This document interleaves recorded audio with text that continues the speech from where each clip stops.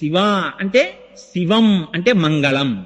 దానికి కొన్ని అర్థాలు చెప్పారు. మంగళము, కళ్యాణము, శ్రేయస్సు, భద్రము, ఈ అర్థములతో కూడినటువంటి మాటకే శివం అని పేరు. కాబట్టి శివ అంటే ఏమిటి? ఎక్కడెక్కడ శుభం కావాలని కోరుకుంటున్నారో అక్కడ శివారాధన జరిగి తీరవలే. ఎక్కడెక్కడ కళ్యాణము కావాలనుకుంటున్నారో అక్కడక్కడ శివారాధన జరిగి తీరవలే.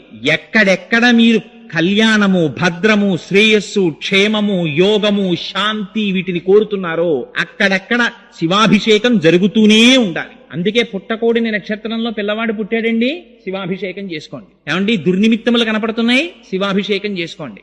జాతకంలో రాకూడని గ్రహం వచ్చింది, పరమేశ్వరుడికి అభిషేకం చేయించుకోండి. నారుద్రో రుద్రమర్చయేత్, ఆయన్ని న్యాసం చేసుకుని ఆవాహన చేసుకుని అప్పుడు కూర్చుని శివాభిషేకం చేస్తారు. అదిగో అంత పరమ పవిత్రమైనటువంటి ఆ శివ అన్న నామం ఆయన సర్వ